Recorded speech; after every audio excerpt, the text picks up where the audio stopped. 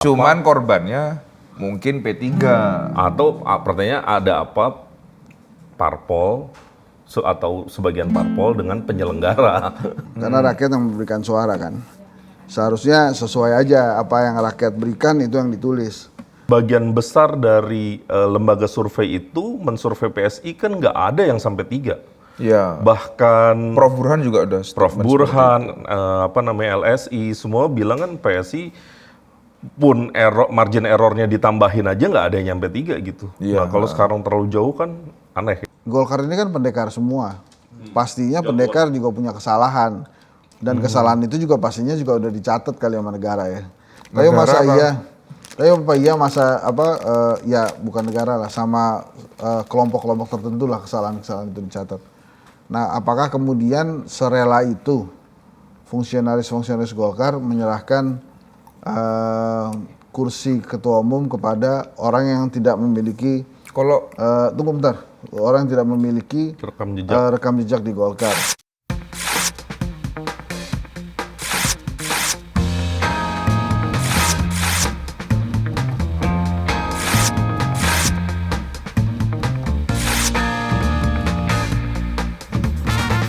Orang kaya mati, orang miskin mati, raja-raja mati, rakyat biasa mati.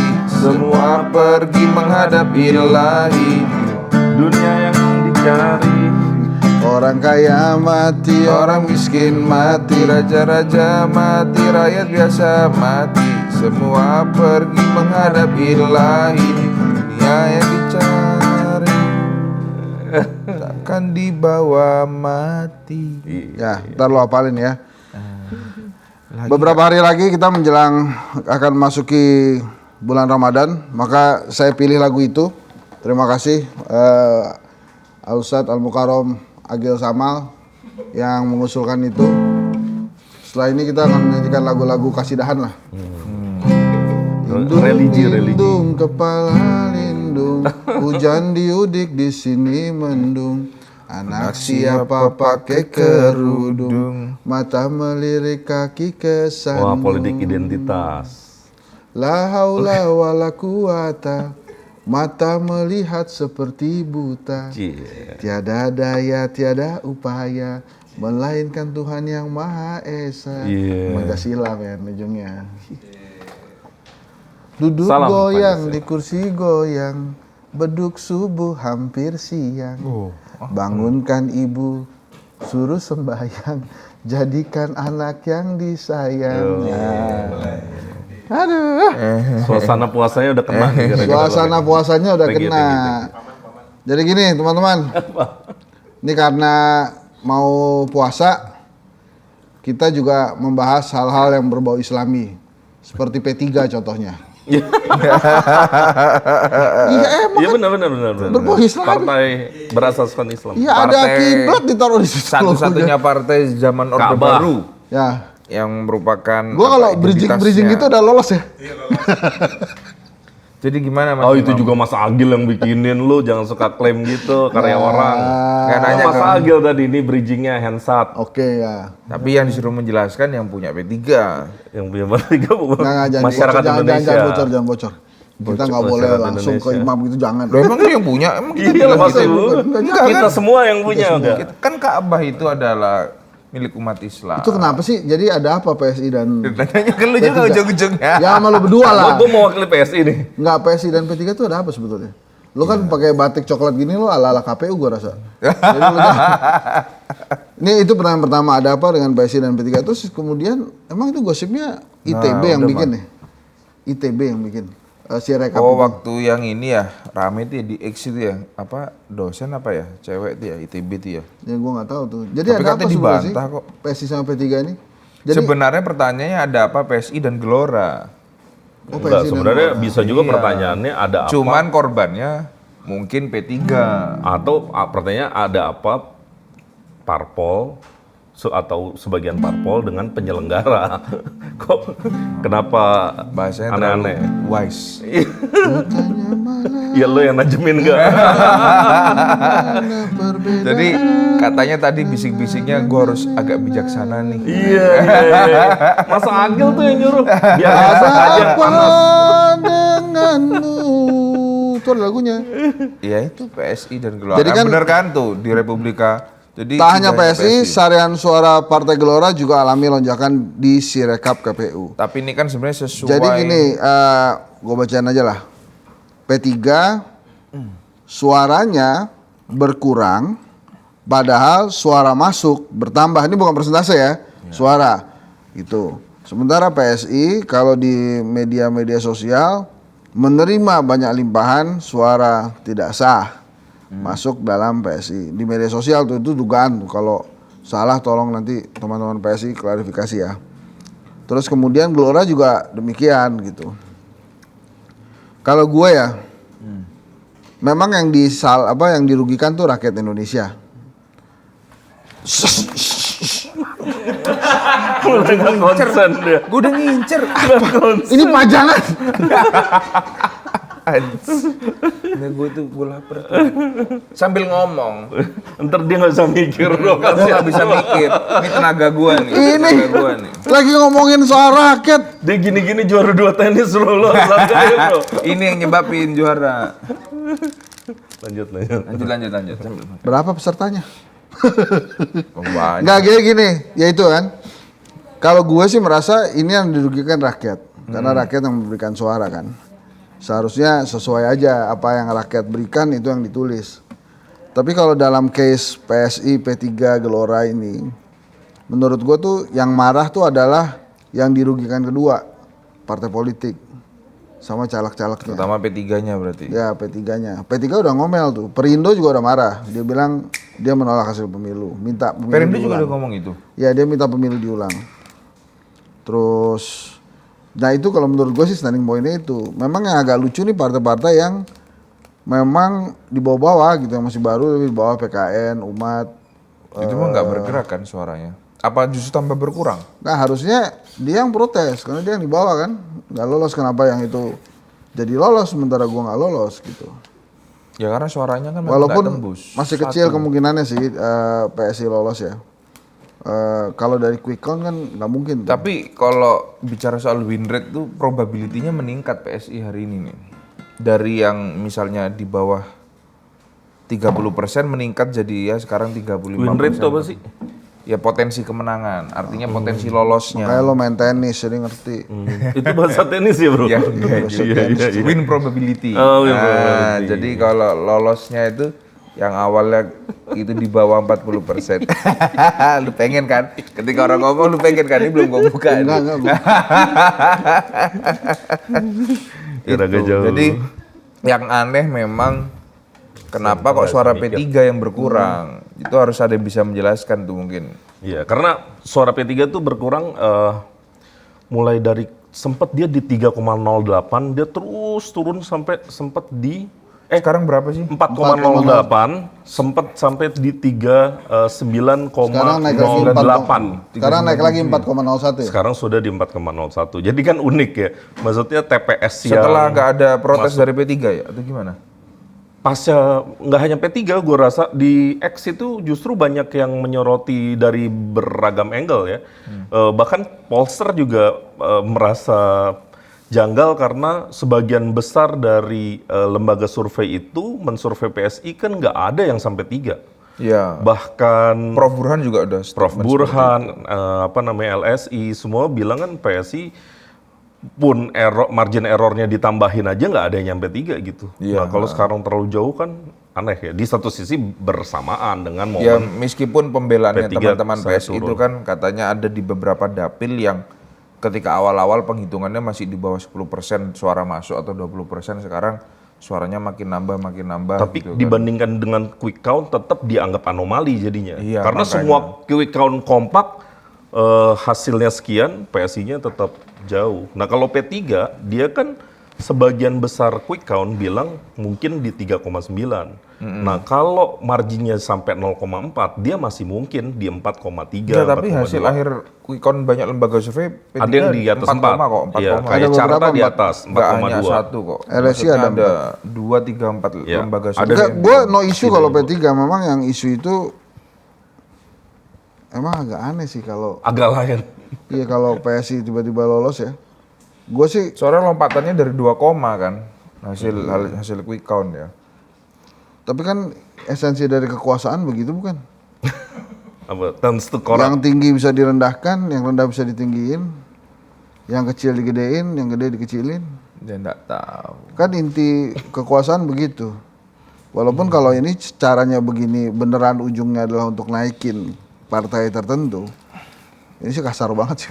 Iya. Ya makanya kan di episode sebelumnya kan aku udah sering bilang kan, bahkan maksudnya sebenarnya ingin menotis teman-teman yang menonton berisik ini bahwa ingat proses pemilu yang kita lakukan 14 Februari mendatang waktu itu ya gua ngomongnya. Itu kita tidak hanya bicara pilpres waktu Om Hensat, itu lebih banyak menyoroti isu-isu pilpres kan waktu itu kan. Ada potensi kecurangan dan bla bla bla. Gue selalu nggak pernah lupa bilang, ingat pemilu itu bukan hanya soal pilpres. Ini juga soal pemilihan legislatif. Karena apa? Nanti ketika negara ini berjalan pasca pemilu, artinya dengan sistem kekuasaan yang baru, yaitu dua lembaga inilah yang akan saling berpapasan karena selalu beririsan dalam format berbagai kebijakan kan, terutama dalam konteks penganggaran. Nah, kita itu sering alpa dan akhirnya kita hari ini dikagetkan bahwa ada potensi lompatan suara salah satu partai yang itu berbeda dengan jangan seperti gue. Iya lanjut. Berbeda dengan? Yang berbeda dengan sejumlah lembaga survei yang mengeluarkan hitung cepat. Kalau kita melihat pilpres, hampir semua publik hari ini sudah melihat bahwa kemenangan itu ada di 02. Karena data suara masuknya kan juga sudah sudah di atas 80% lah. Jadi kayaknya untuk menggugat suara 01, 02, dan 03 itu hampir tidak ada, kecuali konteks hak angket ini kan berbeda kan. Yang sekarang sedang dimainkan kan bukan soal suaranya, Menyelidiki tapi proses penyelenggaraan. pemilunya. Dan bagaimana kemudian pemilu itu tersaji terus kemudian menimbulkan banyak kontroversi. Bukan pada suaranya. Nah sekarang legislatif kita tuh alpa dari awal sebenarnya. Kenapa kita tidak punya pengawalan yang cukup kuat terhadap proses pemilu ini gitu loh. Pemilu selalu, konteksnya ini pemilu, tapi kita tuh selalu bilangnya pemilu itu pilpres. Iya. Ini pelajaran loh, 2029 kita harus melihat pemilu itu konteksnya pilpres, pileg Pak. Pelajaran buat siapa? Buat kita semua, termasuk kita-kita. Gue udah ngerti. Supaya kita itu notice. Gue udah ngerti gue dari awal. Setahun. Enggak. Jadi banyak, apa sih yang dimainkan sih? Media sekarang. Media konvensional, televisi. Terutama ya, karena kita pernah di televisi mungkin yang kita notice. Dia nggak pernah ya? Jangan gitu dong. Nggak pernah. Ya, kita tinggal terus. Coba kalau Dikit kita lagi. kita di pemilu 2019 dulu, 2000 berapa? 14, 2009, 2004, isu yang selalu di drive itu dari day by day menuju setahun sebelum pemilu itu apa? Isu soal koalisi presiden, pilpres semuanya. Padahal legislatif itu legislatif sekarang sangat lembaga yang super power, banyak kekuatan yang Iya. dilahirkan dari saya. Bro, sebenarnya kan lo orang yang mungkin sebenarnya punya legitimasi tinggi nih. Lo founder kedai kopi, lo juga akademisi. Lo nggak ngerasa terusik bro, ngelihat tuh angka Sirekap tiba-tiba se-ekstrim itu lompatnya. Kan Gue terus kasarnya nih, kalau di pendulum yang paling ekstrim, gue bisa bilang, jangan-jangan kedai kopi waktu itu metodologinya salah kali. Karena ini real count loh. Yang kita baca di Sirekap itu logiknya, itu real count, itu bukan asumsi itu. Meskipun kata KPU yang dihitung berdasarkan penghitungan manual. Iya, tapi kan tetap aja logikanya. Yang dipotret adalah perhitungan manualnya, bukan data lain. Berarti itu data sekarang yang harus diyakini itu data yang benar loh. ya enggak lah. Iya maksudnya paling nggak benar versi penyelenggara maksud gue. Ya enggak lah kalau yang kayak di media sosial itu nyantumin salinan C1, ada yang nyantumin C1 plano. suaranya nggak ada, nggak sah, tiba-tiba jumlahnya pindah nggak sahnya ke partai tertentu kan, menurut gua ada yang ajaib ya. Itu Jadi menurut gua begini sekarang, gua tuh sebenarnya mencoba untuk mengerti juga pada saat si rekap ini dibuat, ini kan sebetulnya adalah upaya KPU untuk meminimalisir adanya tuduhan tidak transparan terhadap penghitungan suara kan. Tapi mungkin yang tidak diantisipasi KPU masuknya Kaisang ke partai PSI kali. Sehingga dan masyarakat ini kenapa perhatiannya tidak ke partai lain, hanya ke PSI karena memang dia menjadi pusat perhatian mau tidak mau semenjak Kaisang masuk sebagai ketua umum PSI itu kan. Makanya terus diperhatikan karena pertanyaannya Gibran lolos bagaimana dengan Kaisang gitu ya. Sehingga memang masyarakat mau nggak mau ngelihat ke sana. Nah partai yang paling dekat dirugikan itu menurut gue emang dua, Perindo sama P3. Kenapa? Perindo merasa dia sudah 3 kali pemilu, mengeluarkan banyak sekali sumber daya, tapi suaranya tetap 2, gitu ya.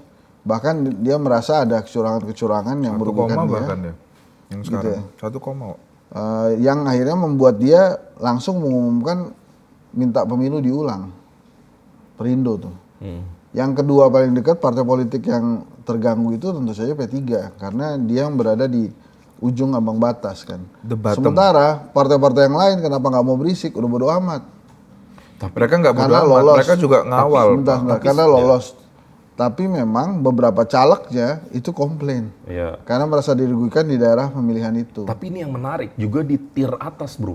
Antara Golkar sama PDIP. Betul. Siapa yang akan memimpin Dewan? Itu juga baru mau ngomong. Itu juga bisa sebenarnya panas itu. Ya kan gue ntar juga sampai ke sana. Oh iya. Saya ini kan ngomong dari akar bawah perpecahan Pak. juga nih. Mendingan gua 10, Gua tahu ini akar perpecahan. 9, 8, 7, 4, 1 ntar. Udah punya satu-satu. Dia masih kelihatan. Dia masih Gua tahu ngincer ini. Jangan ditaruh lagi bro, nggak boleh. Nggak boleh. Ambil. Enggak, ini rezeki lo ambil. rezeki. Ini sumber perpecahan Mas Agil. Sumber perpecahan. Kenapa coba tadi rotinya diadain? Enggak, saya nggak paham ya. Mas Agil tadinya dia tuh egaliter. Dikasihlah pisang goreng kecil-kecil semua buat kita kan. Iya. Apapun itu kita sama rata sama rasa. Pisang goreng semua. Kalau ini ada rasa yang harus dipilih dan tidak dipilih. Ini ada yang keju, ada yang sosis. Nah, yang tersisa batu apa tuh? Ada yang rasa bawang goreng, gua rasanya. Jadi udah. kita melompat. Jadi memang yang dua itu yang biasanya memang orang melihat yang teratas dan terbawah. Kalau gue melihat kenapa kemudian PSI ini diributkan bukan karena orang-orang sayang PSI, bukan. Karena memang PSI ini partai yang kontroversialnya ada, fenomenalnya ada. Kontroversialnya ya 2 hari jadi anggota jadi ketua umum itu kan kontroversial, walaupun dia terserah PSI-nya. Tapi akhirnya memang dia menjadi perhatian. Sementara di PDI Perjuangan dan Golkar ini luar biasa dua partai politik yang gua nggak nyangka dua-duanya tuh. Gua nggak nyangka PDI Perjuangannya seturun itu. Dan Golkar kemudian Golkar juga senaik itu gitu. Walaupun kalau kita cari-cari tahu memang ada 2 partai politik yang lonjakannya besar, Golkar dan PAN. Nah kalau kita lihat masa kampanye, dua-duanya bilang bansos Jokowi gitu. Jadi memang dua-duanya. Iya, gue inget tuh. Dua-duanya si ketua umumnya ini kan menterinya Jokowi yang pada saat kampanye berpromosi bilang terima kasih kan. Terima kasih Jokowi, bansos dari Pak Jokowi. Jadi dua-duanya emang jualan Jokowi dan itu berhasil gitu. Berarti kunci pemilu 2024 adalah siapa yang berhasil menjual Ke Jokowi. depan kayaknya harus dibatasin ya. Min 2 minggu atau min 1 bulan itu nggak boleh lah bansos-bansosan di itu. Nanti gue sebelum kesana, ini karena ini ada isu lagi. Kenapa Golkar naik? Apakah memang Jokowi sudah memastikan bahwa dia akan ke Golkar sehingga memang Golkar akhirnya ditinggikan. Nah pertanyaan selanjutnya, Golkar ini kan pendekar semua. Pastinya pendekar juga punya kesalahan dan kesalahan itu juga pastinya juga udah dicatat kali sama negara ya. Tapi Pak Iya masa ya bukan negara lah, sama kelompok-kelompok tertentu lah kesalahan-kesalahan itu dicatat. Nah, apakah kemudian serela itu fungsionaris-fungsionaris Golkar menyerahkan kursi ketua umum kepada orang yang tidak memiliki tunggu bentar, orang yang tidak memiliki rekam jejak di Golkar. Ada yang bilang begitu, nggak mungkin Hen. Tapi gue ingetin sama si fungsionaris Golkar ini, gue bilang ya iya lo MK aja disikat men gitu, yang tadinya jadi nggak ada jadi ada. Jadi jangan meragukan kejeniusan Jokowi gitu. Jadi Jokowi ini udah jenius, berani bola, jadi kayak nggak ada yang ditakutin. Nah nanti kapan-kapan kita undang lagi ke teman kita tuh Mbak Dewi, psikolog itu. Ini dari sisi psikologi ini jenis kejiwaan seperti apa nih yang membuat orang tuh berani banget gitu. Gue sih salut ya. Ini dalam hal yang udah jenius, salut lagi. Nah terus juga muncullah nama-nama orang-orang itu gitu. Ada Bahlil, ada Luhut, ada Agus Gumiwang yang katanya akan mendongkel Erlangga. Nah ini aneh menurut gue. Kalau sampai Erlangga didongkel, kenapa? Menurut gue prestasinya bagus ini, dia menaikkan suara Golkar gitu. Tapi Golkar is Golkar kan, dia punya cita-cita lain. Bahkan ada pertanyaan lain juga, apakah Pak Prabowo akan membawa Cendana balik lagi ke Golkar? Kayak Bu Titi, terus kemudian walaupun Tutut sudah bikin partai, Tommy sudah bikin partai, tapi lagi-lagi. Loh istrinya itu kan ke Gerindra tuh? Iya, tapi jangan dilupakan, politik saat ini tuh asli men, bener-bener nggak ada yang nggak mungkin. Pak Jokowi sudah mencontohkan itu, rezim ini tuh sudah ada contohnya. Jadi lo mau geleng-geleng apa juga, ini bukan pertandingan tenis yang ditentukan oleh. Ini Gerindra? Yang lu maksud tadi Prabowo tadi, gue nggak yakin akan malah didorong ke Golkar, dia akan ke Gerindra. Iya, itu kan pertanyaan ini supaya panjang lo gila. Ya lo makanya ini biar panjang, kita bikin gue udah kontroversi. capek-capek gue baca teleprompter, dia protesnya ke gue. Biar panjang. Kenapa ke Gerindra bro? Kan cakepan Golkar lebih tinggi suaranya. Bukan soal cakep dan gak cakep. Pemerintahan selanjutnya ini adalah the next pertarungan yang melibatkan dua kutub yang sedang berkuasa juga nantinya gitu. Yang mereka yang sedang berkuasa nanti ya, ini kan belum nih. Yang 1 dan 2-nya, ya itu yang akan bertarung. Kalau gue pesen lotek boleh nggak? Bukan roti gitu, lotek. Ini efek. Nggak ada kesalahannya Mas Agil tidak menyediakan pisang goreng yang rata. Lotek, jadi memang cabenya 1. Kesamaan rasa itu penting Mas Agil. Kalau nggak terjadi perpecahan di antara kita. Gue mau main gitar lagi tadi, rasa tuh banyak tuh lagu-lagu yang ada rasanya. Termasuk penyanyinya kan juga ada rasa tuh. Raisa. Ya. Nah itu gimana tuh Mam? Dia tau gue lagi makan. Dia mati dendam roti sosisnya gue ambil. Aduh. Enggak, tapi itu juga perbincangan yang menarik tuh, Pak Jokowi akan ke Golkar, ke Gerindra atau ke PSI gitu. Kalau menurut gua dengan perbincangan itu kan hampir pasti dia tidak mungkin di PDI Perjuangan lagi. He has many plans.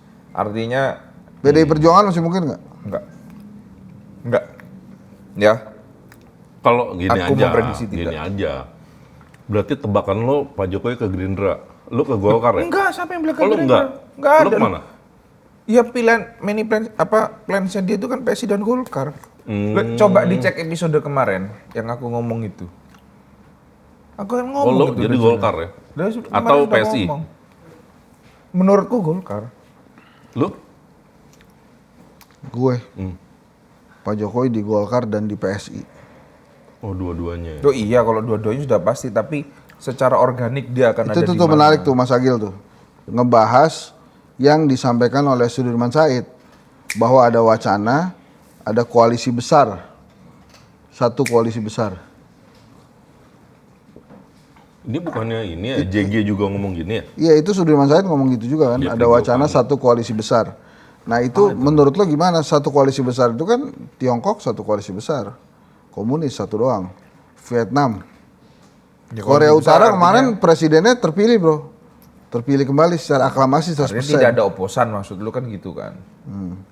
Ingat episode kemarin kan kita kan sempat mendiskusikan dan gue bilang yang harus telaah Nah, dalam itu proses 2024 ini sebelum pelantikan bukan presiden yang ini. itu adalah ada 2 partai yang menyelenggarakan Munas sebelum pada tahun 2024 ini.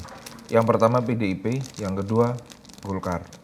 Ya udah berarti kan pilihannya antara 2 ini nih. Mana yang akan Kuyo-kuyo.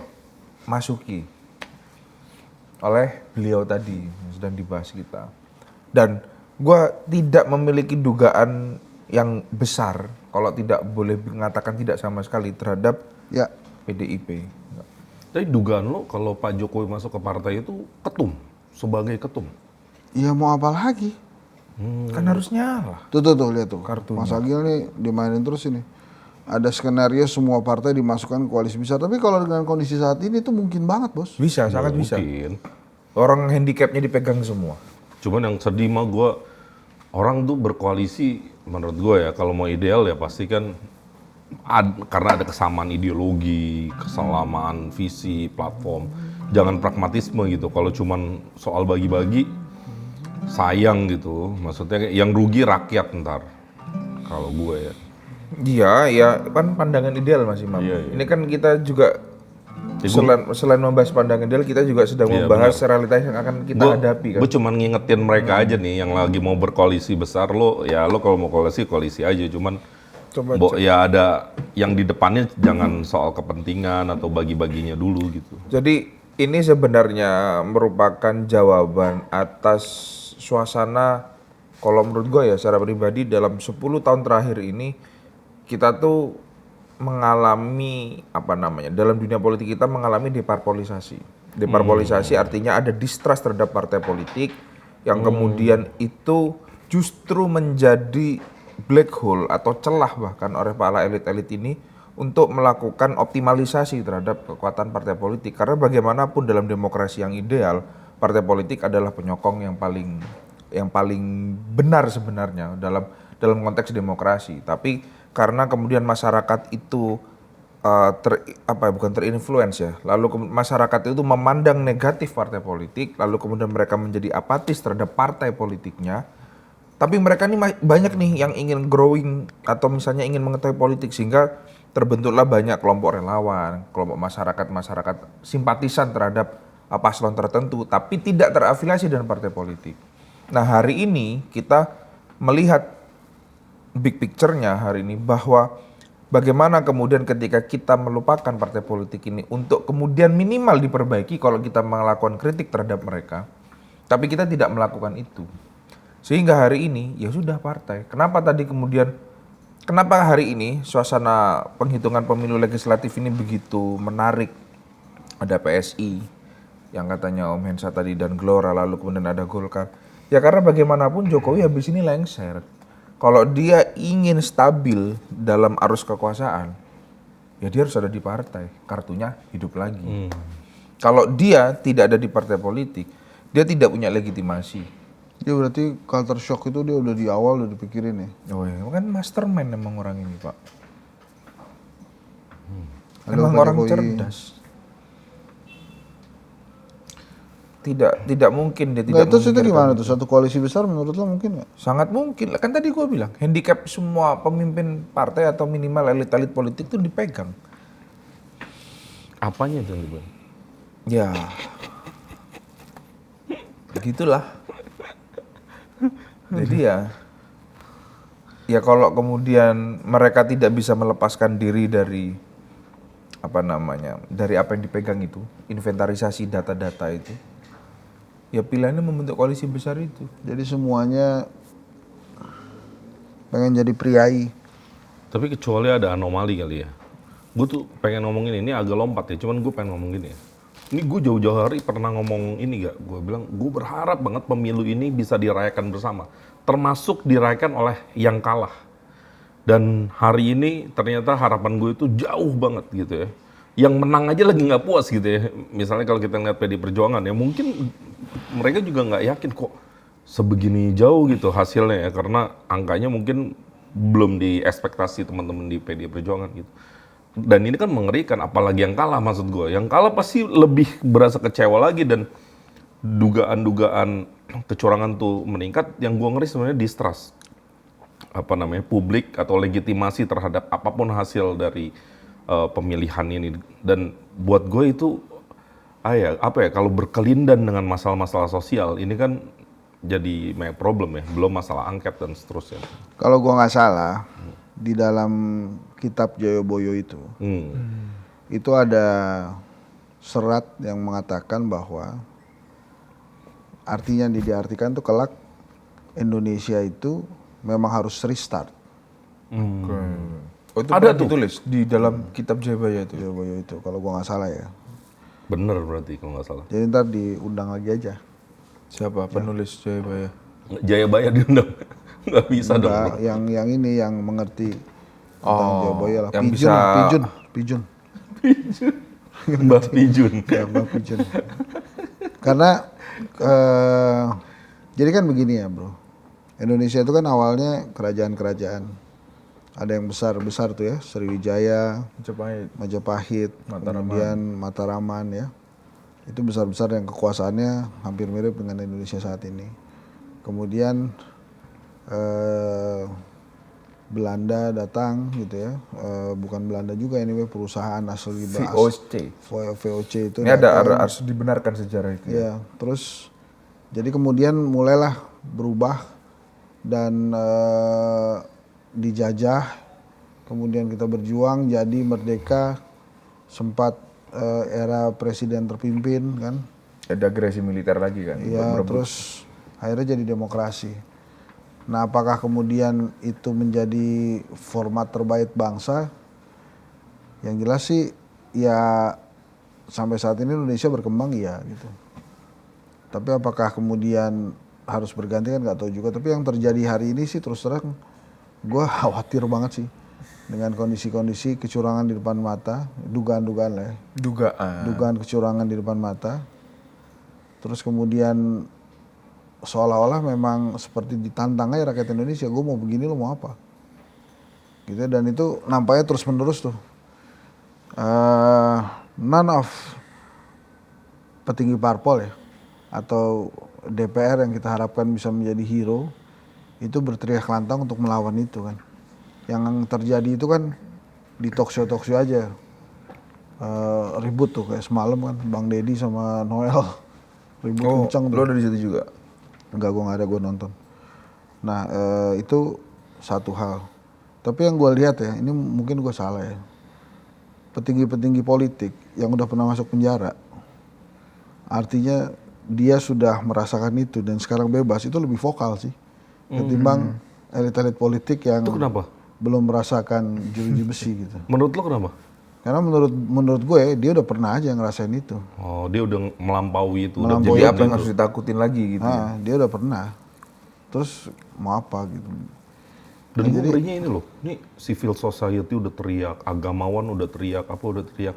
Tapi tetap jalan nih kereta. Dan gue ngeri ini jalan menuju ke hal yang nggak baik gitu. Enggak, karena ya itu tadi selama itu masih omon-omon, masih dalam Nggak tatanan dianggap ruang diskusi, itu bukan revolusi. Revolusi kan nggak ada. Dan itu Di tatanan tidak diskusi. menjadi ancaman, Mas. Jadi ya biasa aja, itu indahnya demokrasi aja jadinya. Itu maksud gue, karena itu nggak jadi ancaman, ini mungkin agak spiritualis ya. Gue jadi berpikir, jangan one day ada penghukuman gitu dari Tuhan, karena ya semua udah ngingetin, semua udah ngasih tahu dan tetap jalan juga gitu, kayak nggak ada batas. Ya jangan-jangan memang akan ada tangan Tuhan mungkin. Karena one day. kan ya itu tangan Tuhan menarik. Tapi kan kalau apa yang dikatakan Andi Wijayanto benar, itu adalah instruksi presiden. Dan 2 sudah kejadian. Oh yang 3 itu. 3 kan, Prabowo menang, PDIP suaranya turun, PSI masuk parlemen. Kalau itu kemudian diartikan sebagai instruksi dari presiden, maka aparat akan bekerja untuk itu, menghasilkan itu gitu. Jadi kita harus melihat sudah ada instruksi presiden ke arah sana. Jadi kalau ya anak buah yang baik ya akan mewujudkan apa yang Hebat diinginkan juga oleh ya, presiden. instruksi itu bisa jalan tiga. Jadi waktu waktu kan itu ngobrolnya sama temen kita kan ya, si Rifana itu kan, si Andi Wijayanto itu kan. Ketika ngomong ada 3 hal itu, estimasi gua Pak, ini hanya one of three yang bisa terlaksana. Tiga-tiganya bro. Karena resourcesnya Iya, ini, iya, tinggal satu PSI. resourcesnya ini sulit gitu loh. Resourcesnya ini akan sulit untuk memecah konsentrasinya itu ketiga instruksi itu kalau memang dikatakan instruksi. Artinya waktu di awal Enggak, itu bro. tanpa Mohon maaf nih, gua potong. Pelaksanaannya satu. Caranya itu cuma satu. Tujuannya tiga, tapi caranya cuma satu. Misalnya nih, gue Liverpool. Main nih, kita di Liga. jadi lu harus menang lawan MU, Nggak, lu harus juara Liga. tujuannya begini misalnya. Misalnya ya. Degradasi MU. Terus kemudian kalahkan Man City gitu ya. Terus Terus champion. misalnya satu lagi Juara Arsenal Liga. diturunin tuh nilainya, poinnya, jadi nggak masuk champion misalnya. Itu kan caranya Liverpoolnya menang mulu gitu. Tapi kan itu bola bundar. Jadi pasti ada menang kalah. Tapi kalau yang ini turunkan Prabowo menang, turunkan suara PDI Perjuangan sama PSI masuk parlemen, caranya satu. Di pemilu itu yang bareng itu. Lah iya kan yang tadi yang gua Soalnya caranya sama. Eventnya sama. Caranya sama, ada suara yang ditambah, ada suara yang dikurang. ya tapi resourcesnya Pak untuk memecah tiga aktivitas secara bersamaan itu waktu Enggak, itu caranya sama. waktu itu gue tuh nggak membayangkan mereka akan semampu itu gitu loh kalau memang itu dilakukan loh ya. Caranya sama. Caranya cuma itu doang. Lo menduga cuman Iya, itu doang. Kalau begitu ya, satu-satunya cara cuma satu. Ada yang dinaikin, ada yang diturunin. Caranya cuma satu, men. Kecuali caranya, Lu sebenarnya punya dugaan lu cuman untuk ngucap tujuan masih berat ya? untuk tujuan pertama kita mesti A B C D, enggak, Bros. Sama men suaranya. Dan semua tuh bisa dibarengin misalnya. Nah itu bansos. loh poinnya di situ. Nah, misalnya bansos. Cara sama. Heeh. Cara nih sama nih kata lu kalau dalam sepak bola udah caranya cuma menang kan gitu kan. Gini. Tunggu. Resourcesnya. Enggak, biar gue gini nih. Saya satu. Bagi bansos. Tiga-tiganya kena, Bos. Gue masih nggak Gimana kebayang bagi-bagi bansos? Bagi bansos, itu tujuannya bisa menangkan Prabowo, bisa mengurangi suara PDI Perjuangan, Bisa naikin PSI. bisa naikin PSI. Ya how to dalam satu aktivitas bersamaan. Ya kan caranya cuma satu. Ya bagi bansos itu kan cara. Emangnya berapa orang? Emang berapa kelompok coba yang bisa melakukan itu? Cuma satu. Enggak, let's say misalnya orang yang mendukung Prabowo. Misalnya 08 waktu itu, 02. Dia, let's say bagi bansos kata lo. Bagaimana kemudian ini dia mendeliver tiga tujuan itu loh Pak?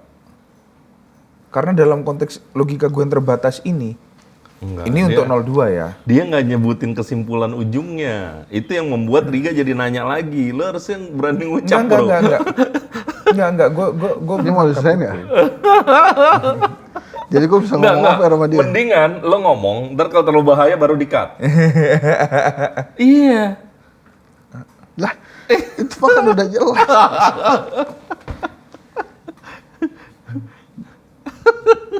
Nih, presiden dia.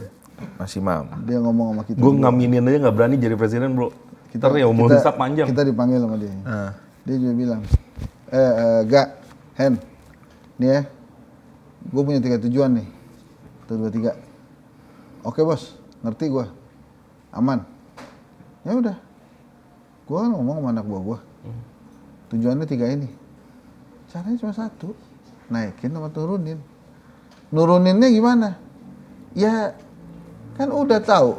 Dia masuk ke daerah itu, dia pergi, ini masuk. Gitu kan? Terus bansosnya dibagi. Sebenarnya caranya sama. Man. Iya, paham, sangat paham. Karena dilakukan dalam satu sequence gitu.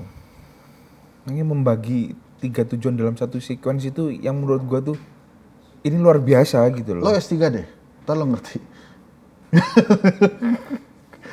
Enggak. Paham, ini Nggak, ini dinaikin dan gua diturunin sih paham. gini ya. Ini kan soal statistik juga kan, Iya, Pak. Pak Jokowi ini emang canggih, men.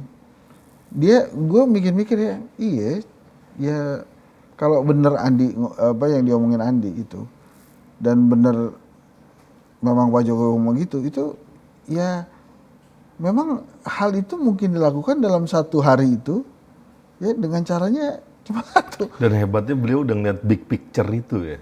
Iya, canggih emang dia. Beliau udah bisa lihat. Tapi pasti Makanya gue ada. bilang dia jenius, men. Dia secara politik jenius. Lo kan nggak terima banget sih Nggak, dia mikirin teknisnya. Oh. Dia bukan mikirin filosofinya. Orang dia tahu. yang berinteraksi dengan aktivitas itu ya pasti akan berpikir, Pak. Ya Kok bisa Gue udah dioperasi? bilang Iya. dia jenius. Itu loh makanya.